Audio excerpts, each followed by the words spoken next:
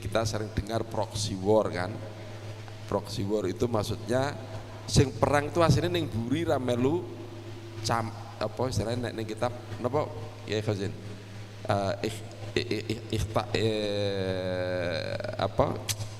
campuh, maksudnya sudah terjadi perang, dia tidak duel langsung. Yang perang itu proxy nih.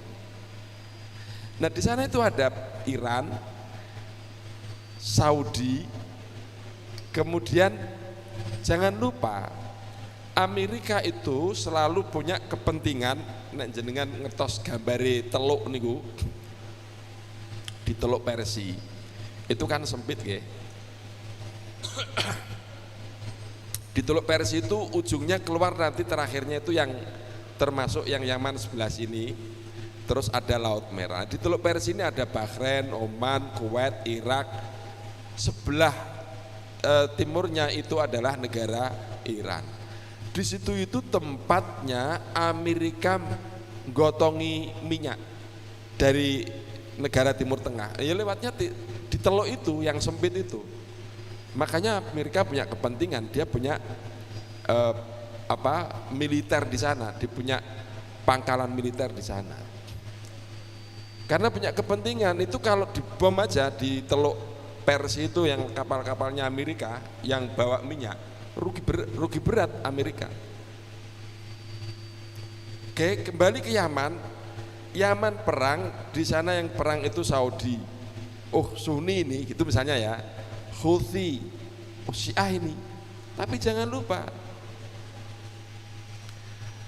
yang ketika dalam keadaan normal, kalau kita mau membela Palestina, ini Palestina ya, dijajah Israel. Saudi itu tidak pernah bersuara membela Palestina. Yang membela dengan kenceng adalah Iran. Wes, bantu ndi saiki. Kalau jenengan memang mari kita bebaskan Palestina, katakanlah begitu. Harusnya jenengan konconane ora karo Arab Saudi sing Sunni, tapi karo Iran sing Syiah. Jenengan sing gembor-gembor niku kudune konconane karo Iran Syiah. Ini kompleks, tidak semudah sekarang ini, tidak semudah Darul Harbi, Darul Islam sing cetok, Darul Harbi ki nggone ning kono, Darul Islam nggone ning kene, ayo perang. Dan di dalam kitab-kitab kita juga diajarkan wong Islam iku nek ning nggone Darul Kufri kudu hijrah. Sehingga cetok, perangnya cetok. Sekarang tidak ada perang yang cetak. Kita mau membela yang mana gitu? Sing Islam ki sing sing mewakili kita. Di belakang itu ada Amerika dan Rusia. Iran itu bolonane karo Rusia, Saudi bolonane karo Amerika. Sing perang ning jero wong Yaman kan gitu. Bukan orang Amerika, bukan orang Rusia, bukan orang Saudi, bukan orang Iran. Podo-podo wong Yamane sing perang. Sing bolo sing di ya mbok. Nanti biar Khazin yang jawab aja, saya bagian melontarkan pertanyaan. Baik. Kemudian oke, kita misalnya bisa masuk misalnya ya di yang sekarang ini misalnya Amerika. Ini terutama kita akan berbicara Amerika dan memang Eropa ya, Barat secara umum. Bagi orang Barat, siapa musuh mereka? Kalau kita baca misalnya dulu terkenal Samuel Huntington dan Fukuyama. Ada Samuel Huntington dan Fukuyama. Itu menyebutkan clash of civilization, itu artinya akan terjadi perang antar peradaban. Yang dimaksud itu perang antara peradaban Islam dan peradaban Barat. Kapan itu muncul? Setelah Soviet bubar, komunis. Kalau pandangan misalnya kayak namanya itu Brian S. Turner, orang Amerika sendiri. Amerika itu butuh musuh bersama. Amerika itu butuh musuh bersama supaya dalam negerinya kompak. Kalau sudah selesai, komunis sudah bubar, lalu siapa yang digunakan musuh bersama? Baik, kemudian ada yang membuat analisis Islam, ada yang membuat analisis. Tapi mari kita lihat, jenengan mungkin sudah sering mendengar, satu yang menjadi musuh Amerika itu siapa? Korea Utara. Guys, pokoknya mata iya sampai saiki pokoknya Korea Utara kudu tenggelam. Dua, Iran. Jelas ya. Rusia, Cina. Nah, empat ini kemudian menjadi blok. Rusia, Cina, Korea Selatan, Iran. Jadi blok. Turki melu ning ndi?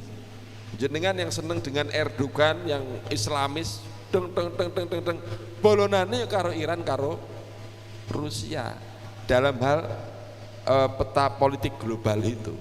Pertanyaannya, Islam ning ndi? Baik, Islam itu kemudian menjadi sangat heboh setelah terjadi peristiwa 9/11, maksudnya 11 September. 11 September terjadi pengeboman World Trade Center, menara itu yang kemudian ditabrak karo pesawat, wis wong nekat kuwi, pilote kuwi sing bunuh diri kuwi. Dan itu muncul lebih karena dendam, sekali lagi bukan karena ekonomi. Jadi teror itu tidak semata-mata, bahkan sangat tidak ada hubungannya dengan persoalan ekonomi, tetapi lebih karena problem real ya, itu orang Palestina yang kemudian terdidik dengan baik sebagai pilot, tapi dia adalah itu dulu orang yang korbannya Israel. Israel itu 48 masuk di Palestina kan, menguasai rumah-rumah di Israel. Kemudian rumah-rumah itu diambil paksa dan orang punya rumah kemudian yang terkenal dengan tinggal di kamp pengungsian. Dan itu masih banyak orang yang sampai waktu itu berita-berita tahun 90 masih menyebutkan di dunia dalam berita, kalau Bapak masih ingat, itu sampai kunci rumahnya itu masih dibawa. Dan dia punya obsesi, suatu saat saya akan kembali mengusir orang Israel dan rumah itu yang diambil paksa akan saya tempati kembali. Dan anak-anak yang hidup di kamp pengungsi inilah yang kemudian melahirkan, salah satunya adalah pilot yang menabrakkan pesawatnya di WTC. Setelah itu terjadi, maka kemudian dari 11 September kemudian orang berbicara tentang Islam secara negatif.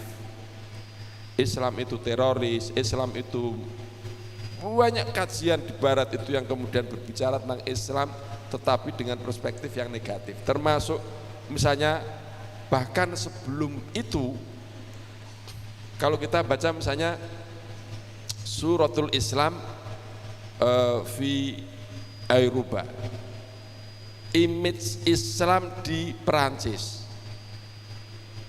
dia diajarkan di SD, di sekolah-sekolah, apa itu Islam. Islam itu pedofil misalnya, Islam itu suka membunuh, Islam itu tidak ramah, Islam itu merendahkan perempuan, Islam itu dan seterusnya, gambarnya itu buruk. Sehingga di Eropa terjadi sesuatu yang kemudian disebut dengan Islamofobia, atau mereka takut dengan Islam. Kita kilas balik ya, ada Islamofobia. Tapi anehnya situasinya ini ya, anehnya saya misalnya Amerika, ketika misalnya presiden Trump ya, Trump itu menerapkan kebijakan imigrasi yang ketat terhadap orang yang dicurigai dalam hal ini misalnya ya, kudungan, paspornya namanya Muhammad, udahlah itu susah masuk ke Amerika. Semua yang berbau Islam itu dicurigai, itu kebijakan Trump, dan Trump itu Republikan, dan ya seperti itulah cara mereka melakukan melihat Islam. Nah, anehnya di saat negara Amerika itu melakukan kebijakan ketat terhadap orang-orang Islam, itu warga Amerika justru memberikan simpati kepada Islam. Satu misalnya waktu itu sempat mereka protes karena ada menggunakan jilbab itu dipersekusi katakanlah, maka muncullah warga negara Amerika protes, demo, besar-besaran demo. Bahkan salah satu demonya itu, jenengan kalau tahu patung Liberty itu tes.